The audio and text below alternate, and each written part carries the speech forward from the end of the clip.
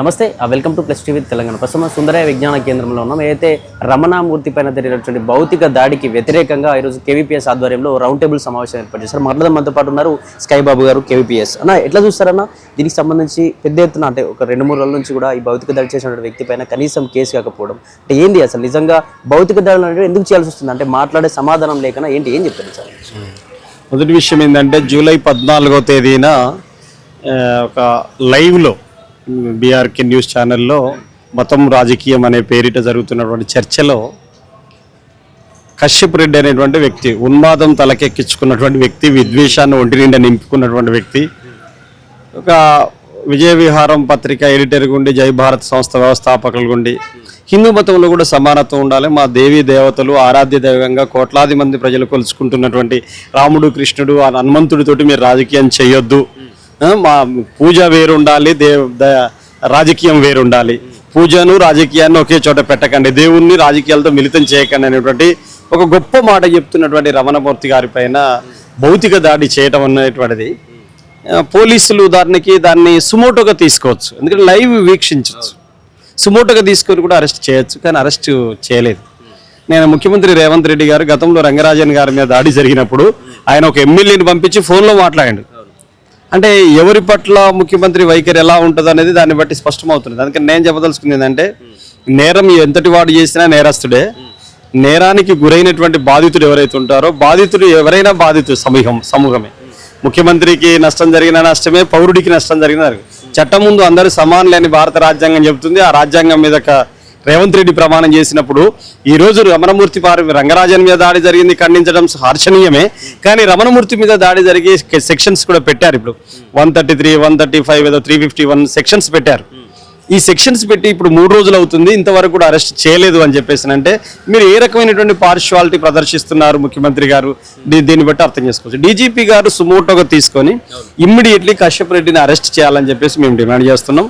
ప్రధానంగా వాస్తవం ఏమిటంటే, ఒక మనిషి సైద్ధాంతికంగా ఎదుర్కోలేని, సిద్ధాంత భావజాలంని ఎదుర్కోలేనటువంటి వ్యక్తులు భౌతిక దాడులు చేస్తారు. సిద్ధాంత భావజాలం ఉన్నటువంటి వాళ్ళ జ్ఞానం అంతా మెదడులో ఉంటుంది, ఆ జ్ఞానం లేని వాళ్ళ మెదడంతా మోకాళ్ళ కిందికి జారుతుంది. కాబట్టి వాళ్ళ చేతుల్లో ఉన్మాదం మాత్రమే ఉంటుంది, విద్వేషం మాత్రమే ఉంటుంది, మూఢత్వం మాత్రమే ఉంటుంది, పిరికి పంద చర్య మాత్రమే ఉంటుంది. ఇట్లాంటి చెప్పులతో దాడి చేసేటువంటి సంస్కృతి మాత్రమే వాళ్ళకు ఉంటుంది. అందుకే జ్ఞానం ఉంటుంది కదా, మతం ముసుగులో ఉన్నటువంటి మౌఢ్యం, మూఢత్వం వాళ్ళని వేటాడుతుంటది కాబట్టి వాళ్ళకి జ్ఞానం అంటే లేదు. అంటే కొందరు బీజేపీ నాయకులు కావచ్చు, లేకపోతే కొన్ని హిందూ సంఘ నాయకులు మాట్లాడే అంశం ఏంటంటే, నా రమణమూర్తి అనే వ్యక్తి అసలు దేశద్రోహి, ఎప్పుడు మాట్లాడినా హిందూ సంఘానికి వ్యతిరేకంగా, హిందూ సమాజానికి వ్యతిరేకంగా మాట్లాడుతుంటే పైన చాలా కేసులు ఉన్నాయంటూ కూడా సోషల్ మీడియాలో ఫోటోలు పెడుతూ ఆయన ఏమేమి తప్పులు చేసినా, ఏమేమి కేసులు అని చెప్పి ఆధారాలతో సహా సోషల్ మీడియాలో పెడతా ఉన్నటువంటి పరిస్థితి. నిజంగా ఎందుకు ఇట్లా దేశద్రోహి అనే ముద్ర ఎందుకు వేయాల్సి వచ్చింది? భారతదేశంలో దేశద్రోహులు ఎవరవుతారు అంటే, ఈ దేశం యొక్క రహస్య సమాచారాన్ని పక్క దేశం పరాయి దేశానికి ఇచ్చేటువంటి వాడు దేశద్రోహి అవుతాడు. అవును కదా. ఈ దేశం యొక్క ఆస్తుల్ని కొల్లగొట్టి పరాయి దేశాలకు పారిపోయేవాడు దేశద్రోహి అవుతాడు. విజయ్ మాల్యా దేశభక్తుడు అవుతాడు, రమణమూర్తి మాత్రం దేశద్రోహి అవుతాడా? కోట్ల రూపాయలు ప్రజల సొమ్ము, దేశ ప్రజల సొమ్ము ఐపీ పెట్టి విదేశాలకు పారిపోయినాడు బీజేపీ రాజ్యసభ సభ్యుడికి ఉన్నటువంటి విజయ్ మాల్యానో దేశభక్తుడు అవుతాడు. లలిత్ మోడీలు ఇట్లాంటి వాళ్ళందరూ దేశభక్తులు అవుతారు. రమణమూర్తిలు, రంగరాజన్లు దేశద్రోహులు అవుతారా? హిందూ మతం యొక్క పవిత్రత గురించి, హిందూ ధర్మం యొక్క గొప్పతనం గురించి రోజువారీగా ప్రజల్లో చెబుతున్నటువంటి, సనాతన ధర్మం గురించి ప్రజల్లో చెబుతున్నటువంటి వ్యక్తులుగా రమణమూర్తి, అట్లాగే ఈయన, ఇదే మన విజయశంకర స్వామి, రమణమూర్తి, రంగరాజన్ ఇట్లాంటి వాళ్ళు ఉన్నారు. వీళ్ళేంటంటే ఈ మతము ఆరాధ్యంగా పూజించేటువంటి ప్రజల పక్షాన ఉన్నారు. ఈ మతాన్ని, దేవుణ్ణి అడ్డం పెట్టుకొని ఓట్లు దండుకునేటువంటి వాళ్ళు పక్కకున్నారు. ఆ పక్కకున్నటువంటి ఏమంటారు, ఆ పక్క సైన్యమే, దాని పేరే ఆర్ఎస్ఎస్, దాని పేరే బీజేపీ, దాని పేరే విహెచ్పి, బజరంగ్ దళ్.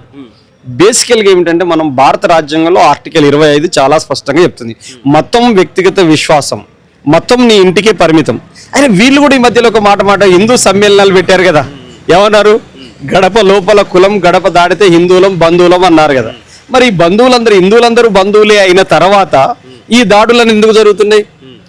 మీలో ఏమన్నా లోపాలు ఉన్నాయని చెప్పేసారంటే ఎట్లా సరిదిద్దుకోవాలో ఆలోచించేవాడు ఉన్నతుడు తప్ప, నాకు లోపాలు ఉంటాయని చెప్పి వీరంగం ప్రదర్శించేటువంటి వాడు మూర్ఖుడు అవుతాడు తప్ప, ఉన్మాద అవుతాడు తప్ప మనిషి కాలేడు. మూర్ఖులకి ఉన్నటువంటిది ఏమిటంటే మూర్ఖులకి జ్ఞానం ఉండదు పర్ఫెక్ట్గా. మూర్ఖులకు ఉన్నదల్లా ఉన్మాదమే ఉంటుంది, విద్వేషమే ఉంటుంది, కపటమే ఉంటుంది, ద్రోహం చేయటమే ఉంటుంది, అవమానించటమే ఉంటుంది, అబద్ధం చెప్పటమే ఉంటుంది, దాడి చేయటమే ఉంటుంది. అందుకే నేను చెప్పదలుచుకుంది, చెప్పులతో దాడి చేసే సంస్కృతికి ప్రతినిధిగా ఆర్ఎస్ఎస్, విహెచ్పి, బజరంగ్ దళ్ ఉంటుంది. చేతులతో నమస్కరించేటువంటి సంస్కృతికి మేము వారసులుగా ఉంటాం. మేమంటే ఈ దేశంలో అంబేద్కరిస్టులు, ఈ దేశంలో కమ్యూనిస్టులు, ఈ దేశంలో ఉన్నటువంటి అభ్యుదయవాదులు, గౌతమ బుద్ధుడు ఆలోచనలు ఉన్న వాళ్ళు, పూలే ఆలోచనలు ఉన్న వాళ్ళు, అంబేద్కర్ ఆలోచనలు ఉన్న వాళ్ళు, వీళ్ళందరూ కూడా చేతులతో నమస్కరించి సాటి మనిషిని గౌరవించేటువంటి సంస్కృతికి ప్రతినిధులు, సాటి మనిషిని ఈసడించుకొని అవమానించేటువంటి సంస్కృతికి ప్రతినిధులుగా వాళ్ళు ఉన్నారు. కాబట్టి ఒక ప్రశ్న అడిగితే దాని కౌంటర్ చెప్పలేనటువంటి వీక్నెస్, జ్ఞానం లేనితనం నుంచి దాడి జరిగింది అనేది గుర్తుపెట్టుకోవాలి. ఏమన్నాడు రమణమూర్తి? చాలా క్లారిటీగా, రాముడు మా పవిత్ర ఆరాధ్య దైవం.